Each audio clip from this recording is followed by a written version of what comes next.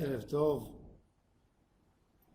que ces paroles de Torah soient les Nishmat, Arlet Bayabat Rachel. On était dans la Hamida, on a commencé l'introduction de la Hamida. C'est quoi Elohé Avraham, Elohé Yitzhak, Elohé Yaakov? Le patriarche était exceptionnel. Cette semaine, on va lire dans la Torah Parashat Balak. Balak a essayé d'enlever au peuple d'Israël le mérite des patriarches. Il a essayé de casser cette muraille qui protège les enfants d'Israël. Les patriarches se sont donnés complètement pour Hashem Yitbarach. Le Sfat Emet explique qu'est-ce que ça veut dire Mesirut Nefesh. Dans la Chassidut, on appelle Nefesh, c'est les envies. Le Nefesh, c'est la partie de l'homme qui a envie, qui a une envie. Toute envie, c'est du Nefesh. Ochel Nefesh. Pikuach Nefesh. Mais Sirut Nefesh, c'est de donner, d'être Moser à Hashem Yitbarach, toutes nos envies, tout notre Nefesh. Avraham Avinu alav shalom était le premier qui a eu cette notion. Il y avait des tzadikim avant lui, mais il n'y avait personne qui était prêt de faire Moser Nefesh. Avraham Avinu était prêt qu'on le jette dans le feu, qu'il ne reste rien d'Avraham, qu'il reste de la cendre d'Avraham Avinu. Et tout ça pour le Emet d'Akadosh Baruch Hu. Donner son âme pour Hachem. Yitzhak est monté sur l'autel et il a dit à son papa, attache-moi fort pour que je n'ai pas peur et que je ne bouge pas. Yaakov Avinu a été prêt de tout donner pour Hashem Yitbarach. Et ça, c'est tous les tzadikim de Ham Israël, cette notion de Mesirut Nefesh. Un homme qui est égoïste, un homme qui aime son corps, il a très peur pour lui-même. Dès qu'il arrive dans un petit problème, il veut se protéger. Et Ham Israël n'a pas fait ça. Ham Israël a tout donné pour Hachem. Et c'est pour ça que le peuple d'Israël mérite une garde particulière d'Hashem Yitbarach. Quand quelqu'un fait les choses à 100% d'Irvod Akadosh Baruch Hu, Akadosh Baruch Hu lui donne tout à 100%. Quand quelqu'un n'a pas de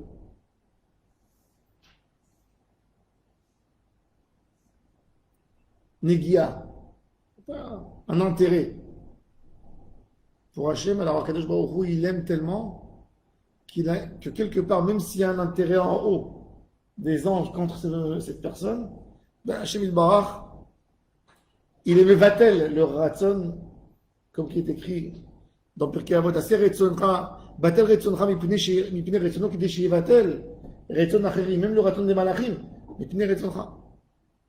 Un amour sincère. L'amour sincère, c'est même si l'autre, il nous embête. Ça nous embête, mais on le fait. Ça, c'est de l'amour sincère. La différence entre un homme et ses enfants, c'est qu'un homme avec ses enfants, la relation est particulière. Ce n'est pas une question de donner et de recevoir. Un père pour ses enfants, même s'il ne lui donne pas, même s'ils n'ont pas cette chorma et ce savoir de rendre un peu, de reconnaître que le père a donné, le père va continuer à donner, même s'il est bien énervé. Il donne. Pourquoi? Parce que c'est plus une question de donne-reçoit. Et ça ferait peur si les parents se comportent avec les enfants dans une manière donne-reçoit. Ça ferait peur pour les enfants.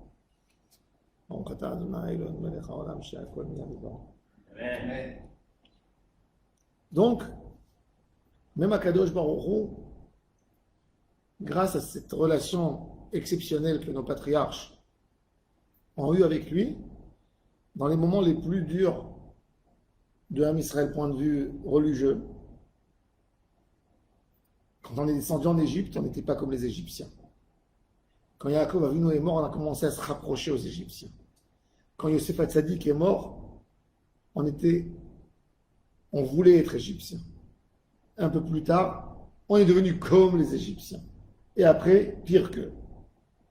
Et quand on est sorti d'Égypte, on était dans le 49e niveau de la Touma. Presque, on ne pouvait plus sortir. Et c'est pour ça que Akadosh Baruch Hu nous a fait sortir la nuit, parce que autrement, la Touma ne nous aurait pas laissé ça. On n'aurait pas pu sortir. On ne pouvait même pas attendre jusqu'au matin.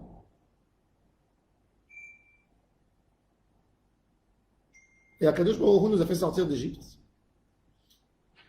sans qu'on soit méritant. On était plus grave qu'eux, que pour la promesse qu'il a promis à nos parents, à nos patriarches, à nos aïeuls, à Abraham, à Yitzhak et à Yaakov.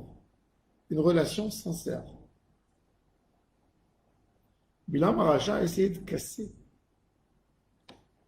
cette liaison avec les Avot Akidoshim.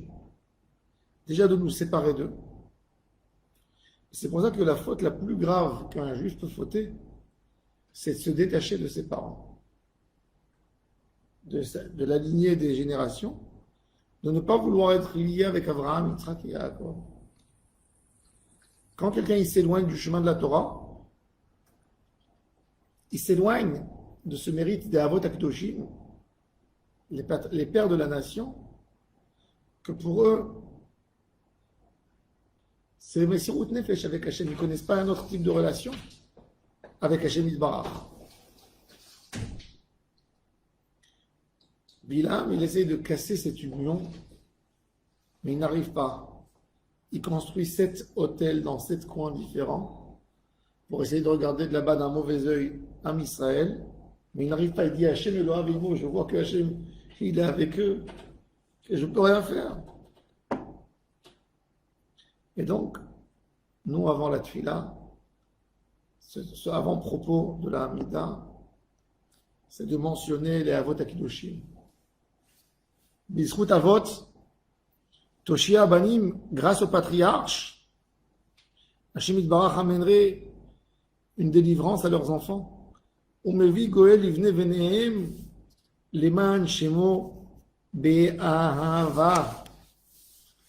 Ahava, c'est de l'amour sincère de la part d'Hachem Yitbarach.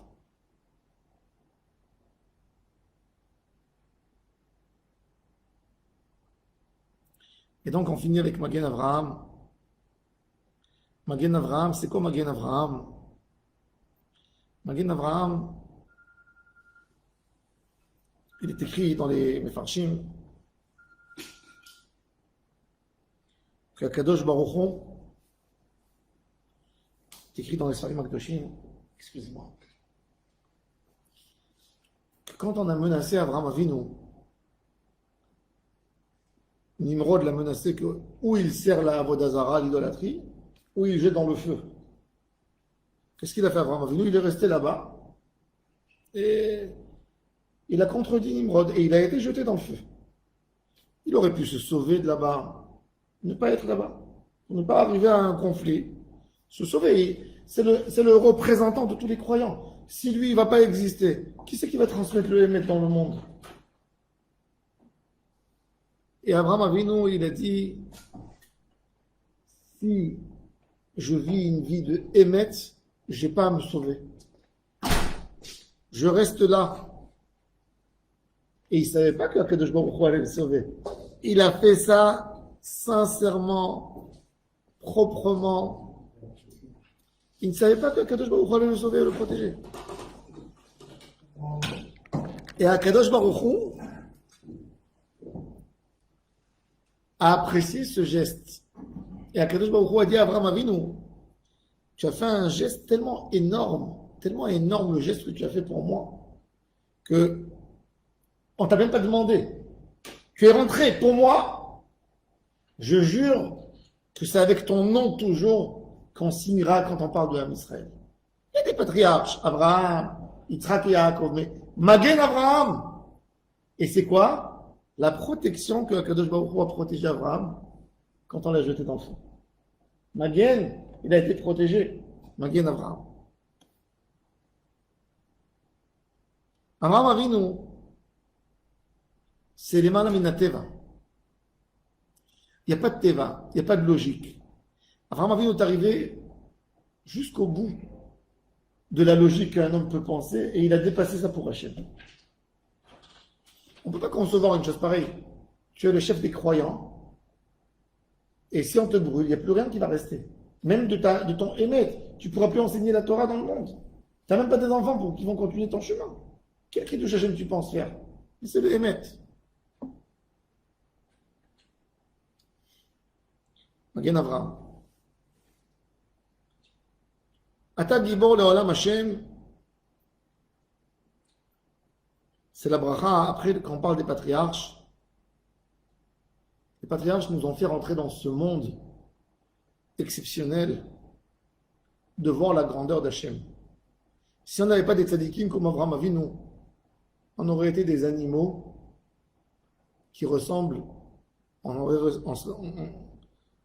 ressemblé à un cheval ou à un âne, que quand tu lui amènes une botte de foin pour manger, une caisse, il regarde le foin, il ne regarde pas la personne pour lui dire merci. Yada Shorkone ou Vachamour et quand il voit, il bouge un peu la queue. Abraham Avinu, pas simplement nous a expliqué d'y croire en Hachem. Il y a beaucoup de personnes que leur niveau d'Emouna avec Akadosh Baruch Hu, il se termine dans les 13 bases de la Emouna. 13 bases de la Emouna, que le Rambam nous a dit que c'est obligatoire pour tous les juifs, c'est de savoir qu'il y a Akadosh Baruch Hu, un seul, qui surveille, etc. Mais après, il y a des niveaux d'Emouna. Il y a quelqu'un que quand il voit une fleur, il est émerveillé par Hachem Barach. Il voit Akadosh Baruch Hu dans la fleur. Il voit toutes ces couleurs, il voit une fleur rouge et une autre à côté rose. Et la même terre qui a fait pousser les deux. Et la couleur, et l'odeur, et la manière, comment elle est. Le Chazon Ish pouvait regarder une fleur 4 heures. Une fleur. Et tellement il observait, il voyait la grandeur d'Akadosh Baruch Hu, qu'à un moment, il pouvait s'évanouir. Tellement il était émerveillé. Un jour, je suis passé à côté, j'étais au musée Picasso. J'enseignais à côté. J'étais avec un ami, il m'a dit, une fois qu'il a été, j'ai dit non, il m'a dit viens, on rentre quelques minutes, on voit un peu.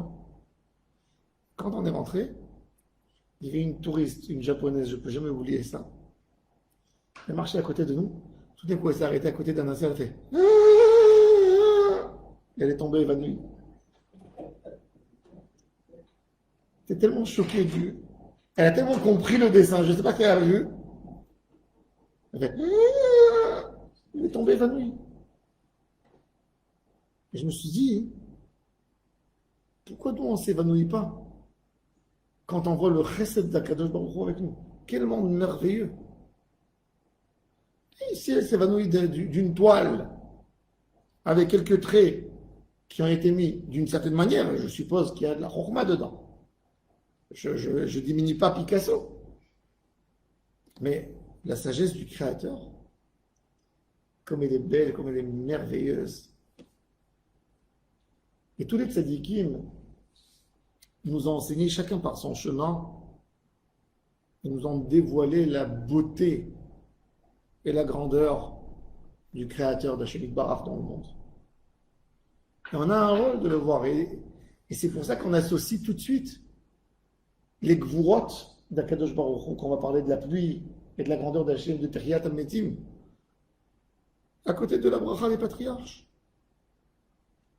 Parce que les patriarches, c'était des êtres humains, mais qui n'étaient pas des hommes ingrats, qui n'étaient pas indifférents par rapport à la grandeur d'Hachem. Que si on a eu le mérite, c'est-à-dire qu'on doit voir, c'est-à-dire qu'on doit en parler. Un homme, quand il offre un cadeau,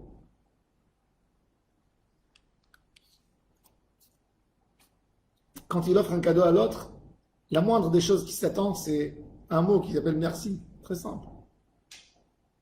Quand on fait du bien à quelqu'un, on n'a pas besoin qu'il nous donne quelque chose de retour. Mais on va avoir un feedback. Qu'il a apprécié, qu'il a compris que c'était fait pour lui. Un homme qui a préparé pour son fils quelque chose, il lui a mis au frigidaire, il appelle son fils, tu as vu que je t'ai mis au frigidaire? Et quand il vient, tu as vu ce que j'ai fait? C'est même pas une question de merci. C'est une question, est-ce que tu es conscient que j'ai fait quelque chose pour toi? C'est pas, j'attends pas forcément un retour. Même si tu ne me dis pas merci, mais que tu comprennes. Le Talmud de Jérusalem dit que Kadosh Baruch Hu, à la fin des temps, quand on arrive le grand jour devant lui, Kadosh Baruch Hu te demandera, dis-moi, tu sais qu'est-ce que ça veut dire le fruit carambola? T'as goûté un litchi? Tout ça, mon fils, je le fais pour toi. J'ai jamais entendu un merci, une bracha achrona sur un litchi, par exemple. Il faut goûter. Bon, on le fait à tout Bishvat, on fait une belle table. Même pour Shabbat, on a des occasions de remercier Akadosh Baruch Hu et d'apprécier. Mais quand quelqu'un y mange une bonne tomate, une orange, un fruit, tu t'arrêtes et tu penses, quelle merveille. Akadosh Baruch Hu me le donne à portée de main. Il y a tout qui est associé là-dedans. Il y a l'air, il y a le soleil, il y a la terre, il y a le sucre. Il y a tellement de choses dedans. Aucun chef d'hôtel est capable de reproduire une pomme. Une pomme simple. Dans les goûts, dans l'odeur, dans la saveur. Fabriquer une peau une peau de pomme tellement simple qui protège, que tu touches, il n'y a pas du sucre qui se colle à tes doigts et que tu arrives à la croquer. Mais qu'elle protège en même temps la pomme, qu'elle lui garde le goût, la texture. Personne qui est capable de faire. Et nous, on a ça tellement simple et tellement de fruits différents un de l'autre. On est censé à regarder. Mais ça, c'est quotidien. Tous les jours, on touche. C'est difficile de réveiller chaque fois en nous, mais au moins des grandes choses. Au moins les grandes choses, de ne pas éviter la pluie. La pluie, c'est de comprendre que Kadosh Baruch Hu, il te fait manger. La Gemara, elle dit que le Hachri, le Shvevetera, il est tellement important, et le Halel Gadol, il est tellement important parce que c'est écrit dedans, Poteach et yadecha ou masbia lechol chay ratzon. La plus grande kavana de Hachri, le Shvevetera, elle se fait dans le pasouk, Poteach et yadecha. J'adore voir les gens dans la prière, vous voyez des gens, même dans toute la prière, même s'ils rêvent, quand ils arrivent à Poteach et yadecha, vous les voyez, avec les mains, ils ferment les yeux, ils font Poteach, parce qu'ils savent que c'est une goula pour parler de ça. Poteach, et après, s'il n'a pas bien fait, il reprend. Et donc, Réachma, mais bon. Et dans le Halel Agadol, c'est quoi? C'est Noten Lechem Lechol Basar, qui est dans l'Am Chasdo. C'est tellement important. Pourquoi? Parce qu'en réalité, quand tu es Mechaven, c'est écrit dans la halakha, même Shulchan Aruch, il te dit que si tu as dit Poteach et Yadecha et tu n'as pas été Mechaven, il faut reprendre le H, je vais dire, il faut redire. Parce que Poteach et Yadecha, c'est ton pain, c'est ton quotidien, il vient de la main d'Hachem Yitbarach. Et qu'est-ce qui est tellement merveilleux dans la nourriture? Alors, la nourriture, je vois l'agriculteur. Non, il faut que je parle de la première source de la nourriture. Mashiv Aruach Morida Geshem. Morida Tal. On a besoin de la pluie et on a besoin de la rosée. Vous avez des arbres fruitiers. S'il n'y a pas la nuit la rosée qui vient, qui rafraîchit un peu la terre, le fruit va être brûlé dans la chaleur. Imaginez-vous un homme qui va à la plage, il reste à la plage 4 heures, comme ont l'habitude les Juifs de France, de venir, de se faire griller à la plage. S'il n'a pas retourné brûlé, t'as pas été à la plage. Il faut que ça se voit. Mais ça, c'est 4 heures à la plage. Il faut après mettre des crèmes, on peut arriver à l'hôpital, chas v'shalom. Imaginez-vous un fruit qui ne peut pas bouger, qui est prisonnier sur l'arbre, et il ne brûle pas. Il reste à une température, des fois de température extrême, 40 de chaleur, mais toute une journée, au long d'une journée. S'il n'y a pas la rosée le soir qui vient, qui le calme, qui donne comme une sorte d'aloe vera, il ne tient pas. Un arbre, il sèche. Si tu arroses en bas, ça ne suffit pas d'arroser qu'en bas. Alors en hiver, il y a la pluie, mais en été, il y a la rosée. La rosée, c'est pas moins important, Toda, que la pluie, c'est pas moins important. Et là, tu vois la grandeur d'Hashem Barach. Et c'est pour ça que la Mishnah, dans ma Masechet Taranit, quand elle parle de pluie, Me matai mazkirin gevurot geshamim. La pluie, elle manifeste plus que tout la grandeur d'Hashem Barach. La Gemara dit que si une goutte de pluie, du moment où elle descend du ciel et elle arrive à la terre, si elle touche une autre goutte, le monde peut être détruit. Chaque goutte, elle a son destin. Ata gibor le'olam Hashem. Elle commence par la pluie, cette bracha exceptionnelle, et elle termine par Techiyat Hametim. La pluie fait vivre, et celui qui fait vivre fait revivre. Celui qui te donne la vie, il te donne même la Techiyat Hametim. S'il sait faire vivre, il sait faire revivre. Ce qu'on ne comprend pas Techiyat Hametim, c'est parce que on n'a pas vu. Quand tu le vois, c'est normal. Est-ce que tu aurais pu comprendre si tu n'aurais pas été de ce monde? Imagine-toi que tu viens d'un astre. Et tout d'un coup, tu rentres dans le monde et il pleut. Tu dis, ah, qu'est-ce qui se passe? Parce que tu connais, tu connais pas Techiyat Hametim. Les tzadikim, ça, ils ont vu. Techiyat Hametim. Celui qui est croyant, quand il se lève le matin, il a compris qu'il a eu Techiyat Hametim. La nuit était comme un mort. Alors on commence par les gvurot d'Hachem qui se manifestent sur l'homme et sur ce qu'il mange et sur tous ses besoins. Tous les besoins matériels de l'homme et la vie de l'homme est dans cette beracha en réalité. Ata gibor le'olam Hachem. Mais quand on dit Ata gibor le'olam ado, il est écrit Aleph Dalet Nun Yud. Il n'est pas écrit Yud Ke Vav Ke. Yud Ke Vav Ke, c'est une Havaya d'Hachem.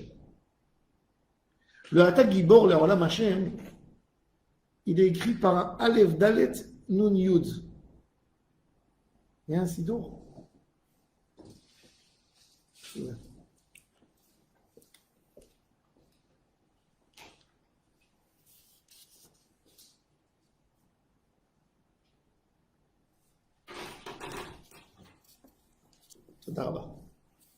Voilà. Il est écrit ici, si vous voyez la kavana, le mot comment il est écrit, Ata Gibor, Le'olam, Ado. Mais il n'est pas écrit Yud Kevav, il est écrit Aleph Dalet Nun Yud. Comment on prononce le nom divin de la bouche? Mais pas comment on écrit le nom divin dans la Torah. Le nom divin, il est écrit Yud Kevav. Et il est prononcé Ado.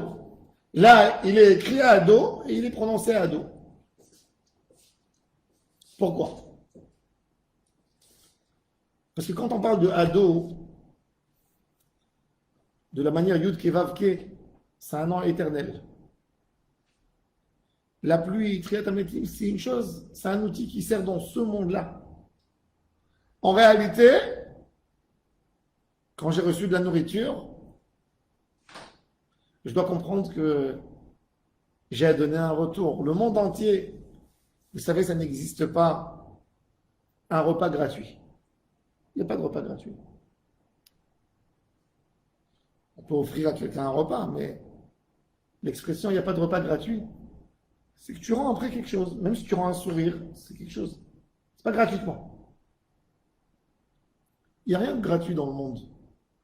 Quand on veut vous offrir quelque chose de gratuit, il faut avoir peur. Qu'est-ce qu'il veut après? Souvent je dis, le moins cher c'est de payer.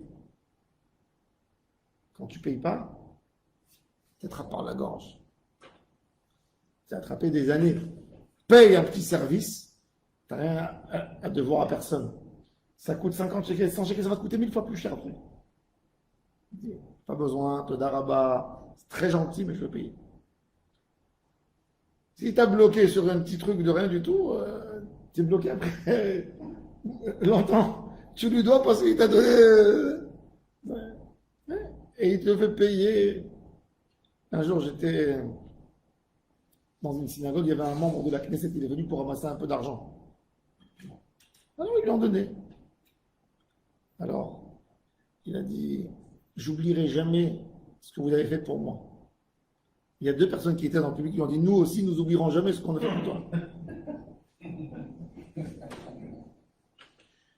Mais, j'étais choqué, mais après je me suis dit, ils sont émettent au moins, ils disent le émettent. Ouais.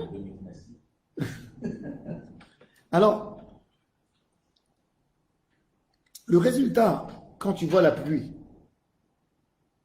tu te dis, Hachem m'a donné à manger. Est-ce que moi, j'ai payé ce repas? En quoi j'ai payé? Un homme, il va à l'hôtel, il va dans un bel hôtel. La nuit, ça lui coûte ce que ça lui coûte, 500 shekels, 1000 shekels, je ne sais pas ce que ça coûte.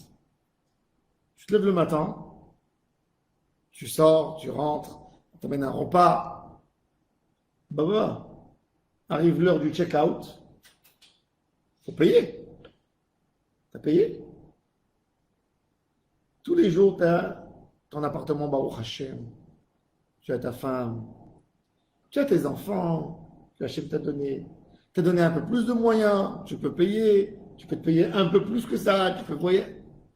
Ok, c'est de l'argent, tu payes, tu vis. Mais celui qui t'a donné tout ça, qui t'a donné cette chokhma d'avoir ça, qui t'a donné la siyata d'Ishmaïla d'avoir tout ça, en quoi tu l'as payé? Il n'a pas besoin de ton argent, il a besoin d'autre chose. Il a besoin de ta avodat Hashem. Et c'est pour ça que dans cette bracha, il y a aussi le sod de la Parnassa, il y a un Shem Kadosh qui est responsable de la Parnassa, c'est Aleph Gimel Lamed Aleph. Il faut être mechavé dans ce nom de cet ange, comme il dit le Hari Kadosh, c'est l'acronyme de Atak Gibor le Olam Hashem.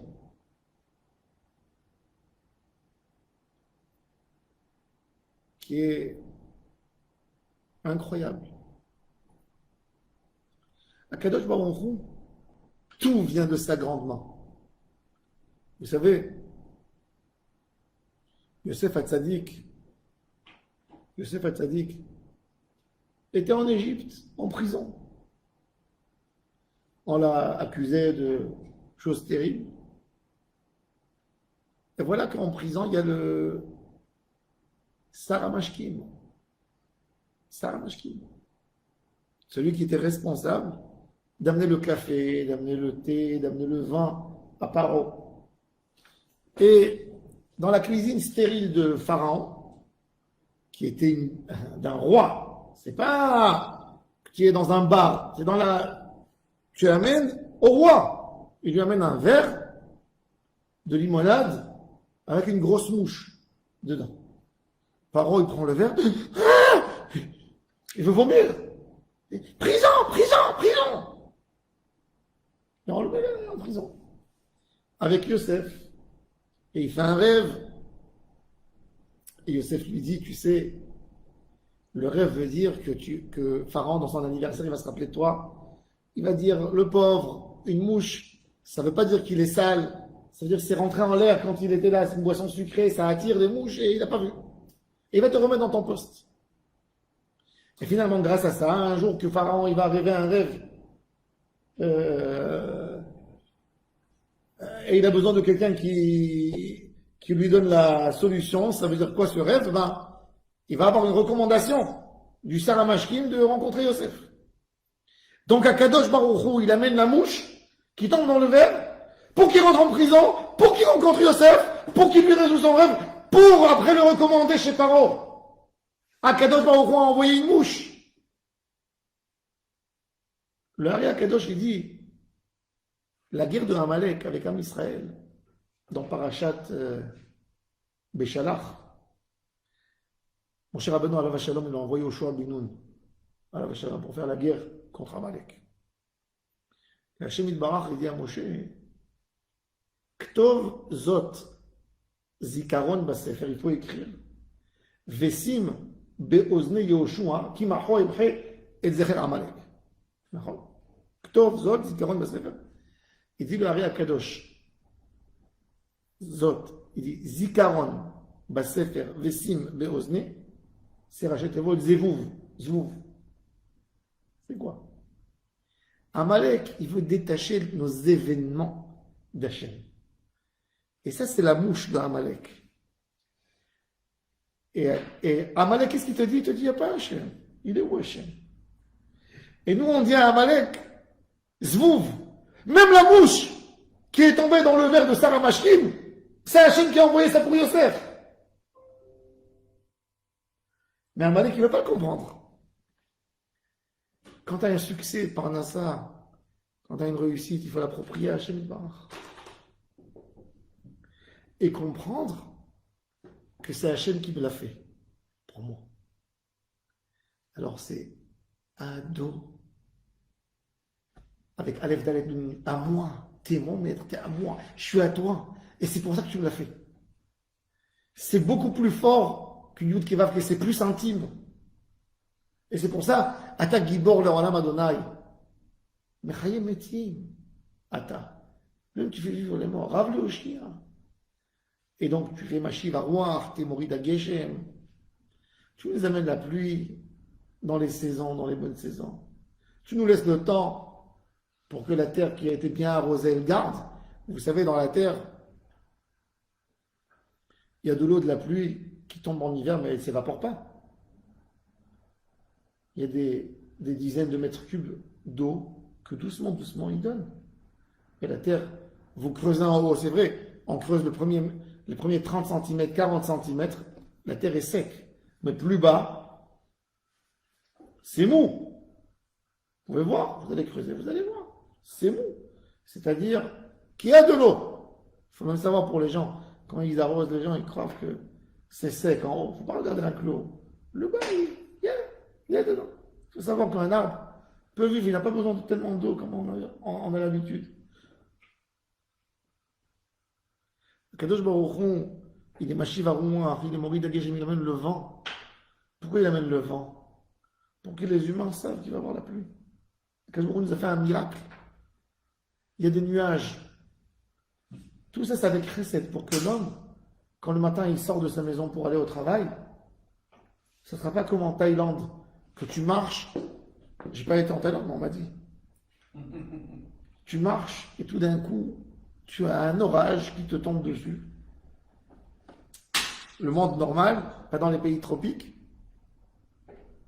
tu as des nuages de matin. Tu sors, tu vois le ciel. Le ciel est gris, tu prends une veste, tu mets avec toi dans ta voiture. Peut-être il va pleuvoir, tu prends ton parapluie avec toi. Tu te prépares. Tu ne sortiras pas dans le champ pour travailler aujourd'hui.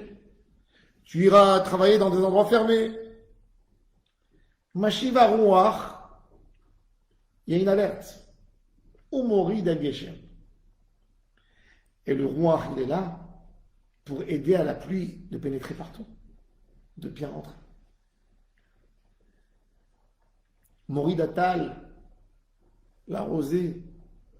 La Gemara a dit sans pluie, on peut tenir, mais dans le désert, il y a de la rosée, même dans le désert. Même dans le désert, il y a de la rosée.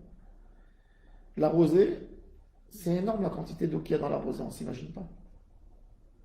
Il y a aujourd'hui dans les pays, vous avez dans des endroits où ils n'ont pas d'eau, qu'est-ce qu'ils font? Ils mettent comme des filets, avec une manière spéciale, pour récupérer l'eau de la rosée, de l'humidité. Et le matin, ils récupèrent des litres d'eau pour avoir de l'eau. Michalkel Chaim Bechesed, Kadosh Baruch Hu, il donne la nourriture aux vivants avec Chesed. C'est quoi Chesed? Même la nourriture, avec les difficultés, la nourriture elle est accessible. La majorité des fruits, et des légumes se mangent crus. Se mangent crus. Il faut savoir, plus que la nourriture, elle a besoin des choses pour la préparer, pour manger, c'est une nourriture qui a beaucoup de dinim là-dessus. C'est qu'elle a pris un qu'il coule, cette nourriture. C'est pour ça que Rosh Hashanah, on ne mange pas de la noix. On ne mange pas la noix. Pourquoi on ne mange pas la noix? Parce qu'il a une écorce dure, très dure.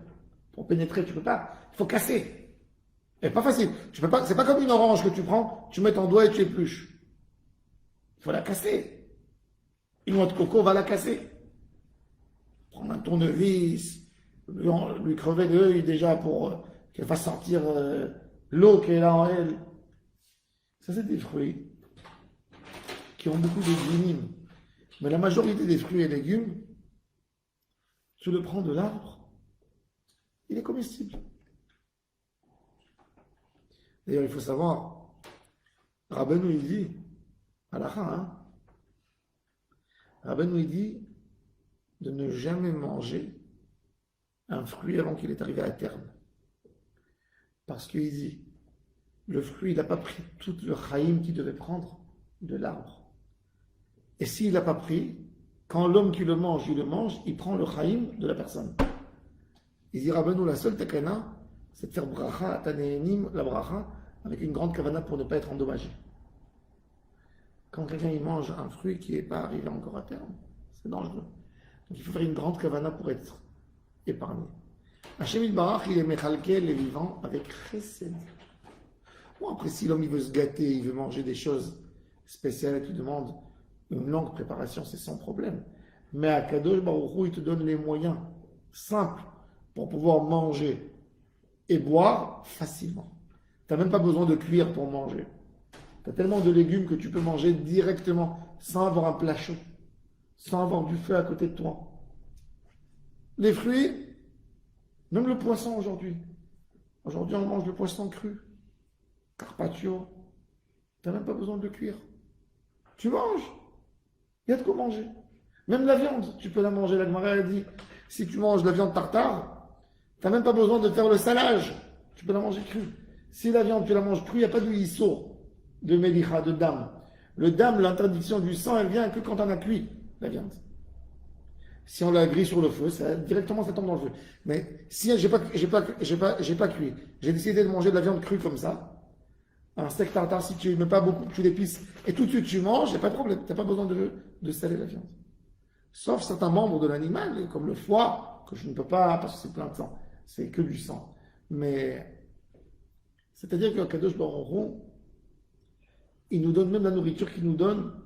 Il ne nous dit pas, tu as besoin d'avoir un four pour manger. Non, je n'ai pas besoin d'avoir un four pour manger. Il suffit de prendre tes mains et tu bois, d'utiliser tes mains et tu manges. Et zéouzé, m'aspique. Ça c'est chesed Hashem.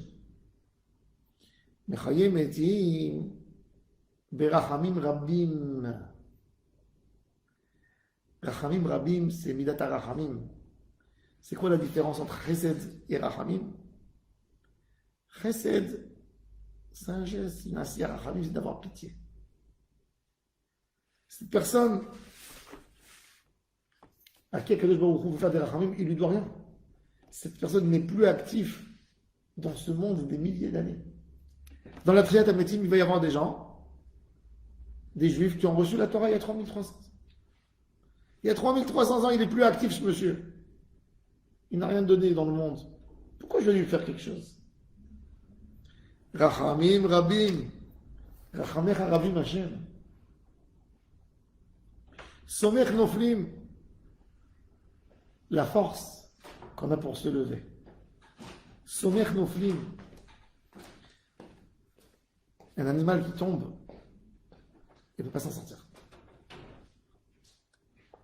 Un animal qui tombe dans un puits de 1 mètre de profondeur, il ne peut pas sortir. Il est condamné. Il est mort. Et à Kadosh Baruch Hu, l'être humain, il lui a donné une chokhma. Somech Noflim. Un animal qui se blesse, qui se casse un pied, s'il n'y a pas l'homme qui intervient, l'animal est mort normalement. Un animal qui se casse une patte, que Dieu préserve, il meurt. Il meurt. Et même dans l'animal, si par exemple, l'animal il s'est cassé le pied en haut, il est tarif. Pourquoi? Parce que ça rentre dans le poumon. Ça lui déchire la fracture. S'il n'y a pas des gens qui interviennent pour lui attacher avec un bras et le laisser en repos, c'est l'animal dans la forêt. Dès qu'il a eu le moindre de dégâts, il s'est cassé quelque chose, c'est fini. Il meurt. Il a été blessé, il a été mordu. Des fois, vous voyez ça même chez les animaux. Il se bat, il enfonce les ongles dans la proie et il a réussi à s'en sortir. Alors nous on se dit, ah magnifique, il a été sauvé. Non, dans une journée il va mourir. Le venin qu'il y a dans les ongles de l'animal qui lui a enfoncé, c'est fini pour lui. Et l'homme, combien Kadosh Baruch Hu le garde, sommer noflim. Un homme dans une vie, combien de fois il avait besoin d'aller chez le médecin? Bon, il y a des gens que Baruch Hashem, leur santé elle est bonne, que Dieu leur accorde une longue santé, mais normalement un homme, combien de virus, combien de fois ils vont voir le docteur? Vous savez, il y a une fois un vieux monsieur, il va chez le docteur tous les jours. Un jour, il n'arrive pas chez le docteur. Il a eu peur, le médecin. Le lendemain, il arrive chez le docteur. Alors il dit au médecin, où tu étais hier? Il dit, hier j'étais malade.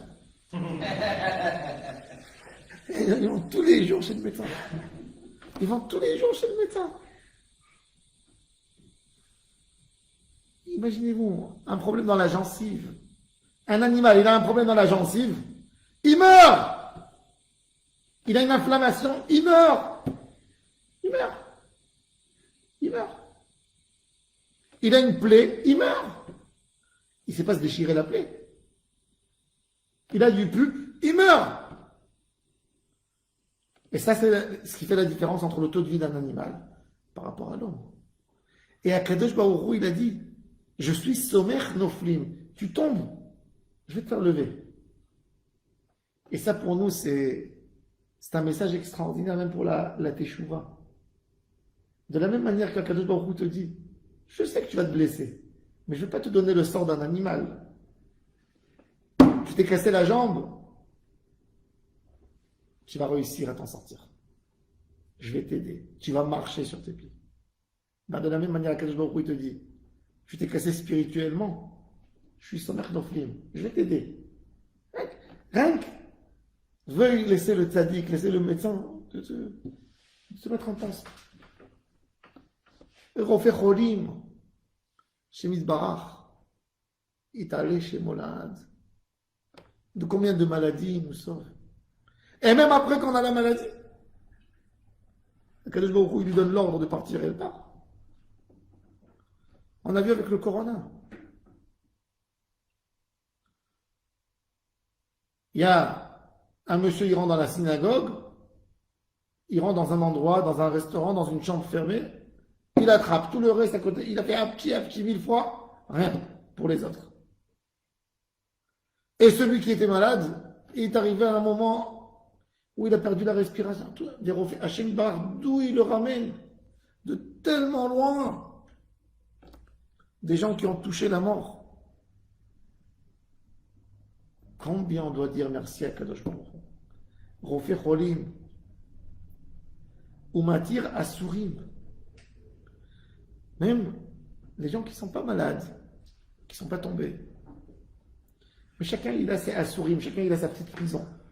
On a des prisons. Chacun est prisonnier par d'autres choses. Il y a un qui est dans la prison de sa femme, il y a un qui est dans la prison de son boulot, il y a un qui est dans la prison de ses engagements, il y a un il est dans la prison de l'huissier, il y a un il est dans une vraie prison. Et chacun de tout cela, c'est-à-dire que c'est des problèmes qui ne touchent pas le corps. On aurait dû dire, bon, Hachem, il a créé un système, comme les médecins ils adorent dire, un système spécial chez l'homme de réveiller des instincts pour survivre, etc. Ils ne veulent pas dire Hachem. Des instincts. Ok, et comment tu expliques qu'un homme en prison, Hachem il donne pitié à l'autre et il passe, et tout d'un coup, c'est des choses incroyables des fois. Comment les gens sont sortis de leurs problèmes. La majorité des cas, des délivrances qu'on a dans ces domaines, c'est par des gens qu'on ne connaît pas et qui ne sont pas censés nous aider. Ceux qui sont censés nous aider, ils ne sont pas là. Les cousins, les amis, les frères, rien du tout. Et tout d'un coup, là, Yeshua, elle arrive de qui? Sur la personne que tu n'as jamais pensé sur lui. Et ça, Aïna, elle est Harim. Mais Aïn, il y a Ezra. Mon Ezra, il vient de Aïn. Quand j'ai dit, il n'y a rien.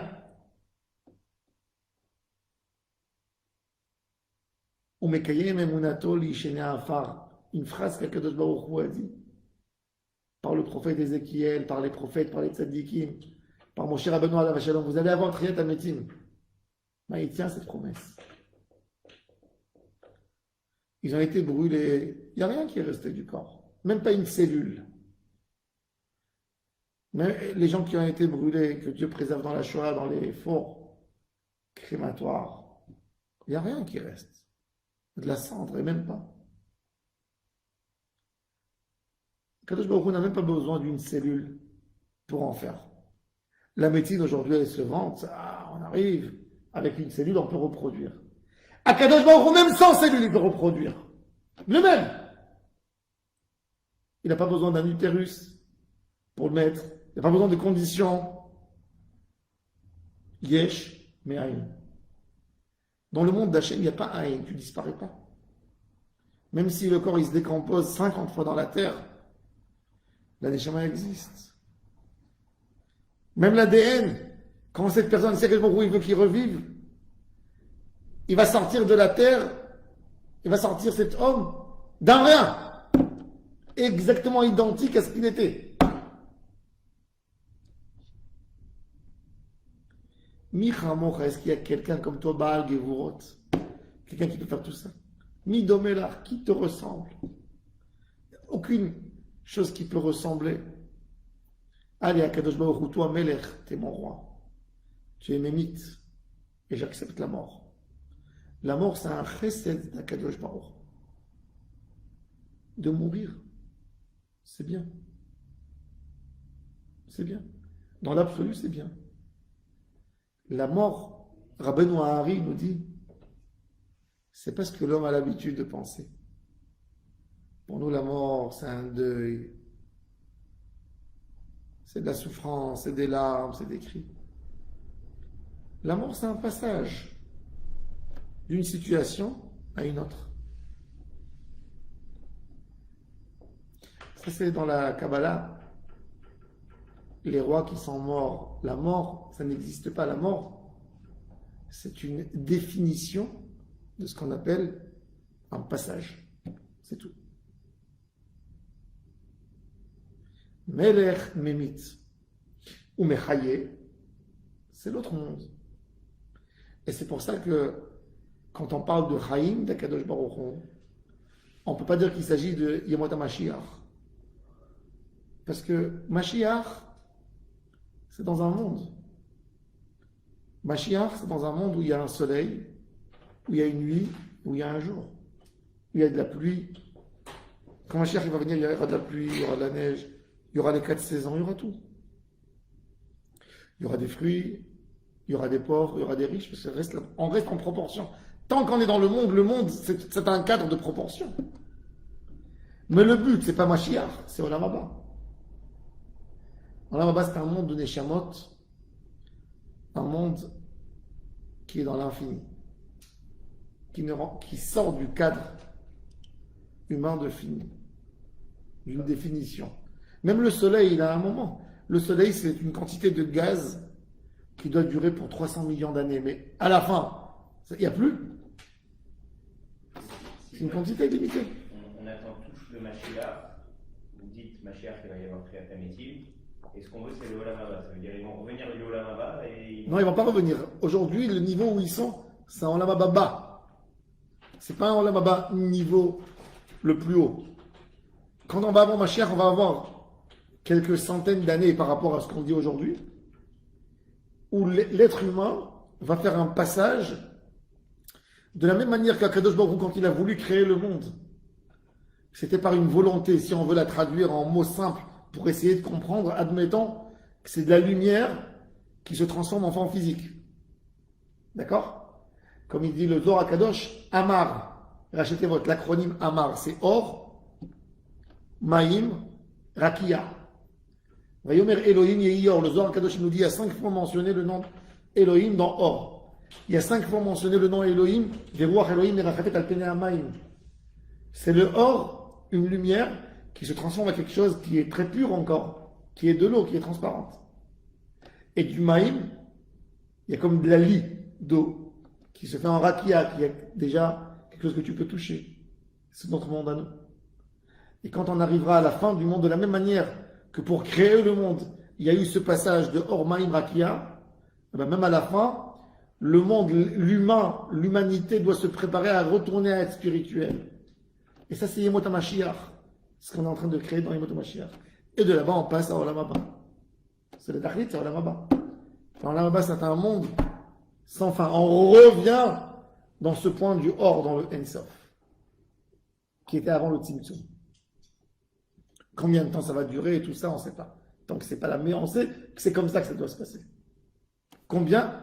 On n'est pas là, comme il dit le Rambam, on attendra avec Emouna, Pshita, pour voir comment ça va se passer. Mais c'est ça le Emet. Et c'est pour ça que même le Rambam, dans son livre, fait la distinction entre Yemot HaMashiach et Olam Haba.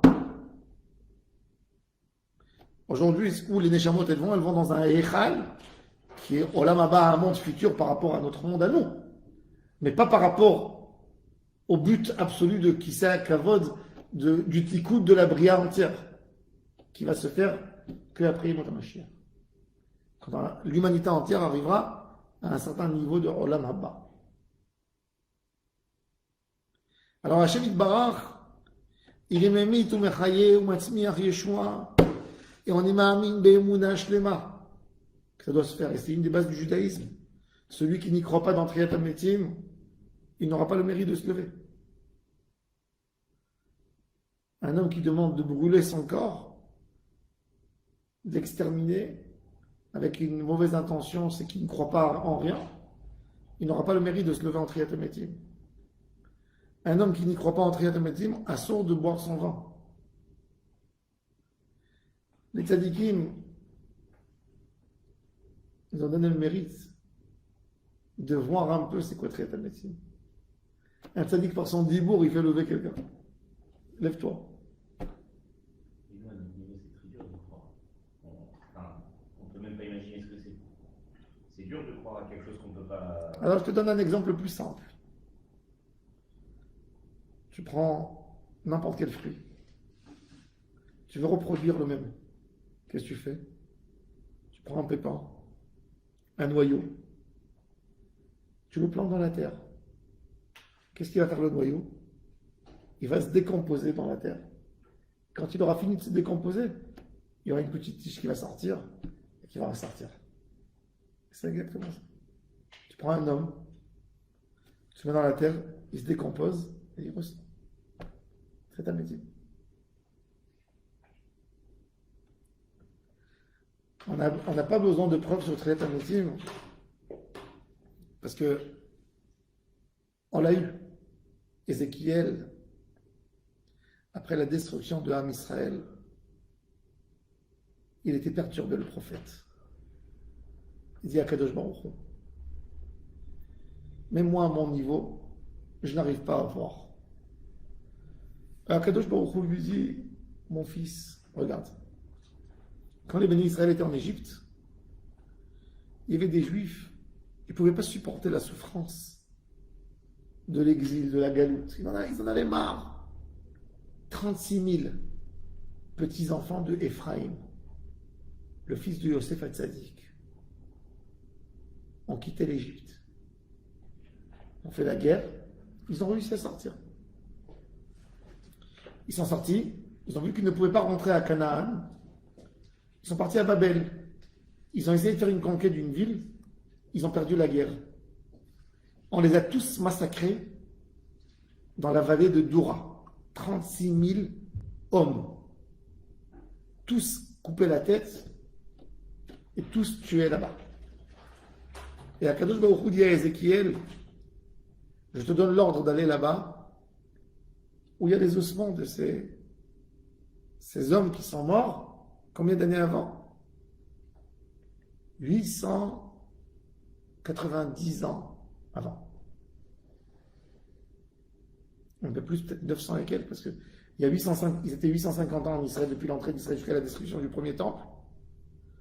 Si on calcule les 40 ans de désert, un peu de temps avant en Égypte, quand ils sont sortis d'Égypte, je ne sais pas pour l'interrogation. Bon, alors admettons 900 et quelques. Il y a Kadosh Baruch Hu dit à Ézéchiel, prends des ossements dans ta main. Et il prend des squelettes. Et même un squelette, il a de l'âge. Tu touches un os, tu vois que dans ta main, il se détruit tout de suite. C'est qu'il est très très vieux. Et Akadosh Baruch Hu dit à Ézéchiel, qu'est-ce que tu en penses? Elles peuvent vivre. Il y a une cellule qui reste bien. Non, il n'y a plus rien, Hachem. Ils sont tellement chauds, ils sont tellement écrasés, broyés. Et Akadosh Baruch Hu lui dit, maintenant tu leur diras de mon nom de se lever. Et Ézéchiel, il dit le nom d'Hachem. Et ça commence à bouger. Et il voit devant lui 36 000 personnes. Avec chair, avec corps. Et la Gemara, elle dit, c'est pas des histoires. Il y a des Amoraïm de la Gemara, ils témoignent. Moi, je suis un descendant de ces hommes. C'est-à-dire, ils sont même remariés. Avec des filles juives à Babel. Ézéchiel, si c'était un rêve, il aurait été contesté par les Juifs. On n'a jamais vu ça. Jamais on a entendu un témoignage qui contredit Ézéchiel. Et pourtant, il y avait des mauvais Juifs avec de mauvaises intentions à l'époque. C'est des Juifs qui vivent après le premier exil. On est là déjà dans l'époque un peu avant Ezra. Ça n'a jamais été contesté. Elisha, Eliyahu Navi, ils ont fait vivre. Ça n'a jamais été contesté. Il y a Triatamétim.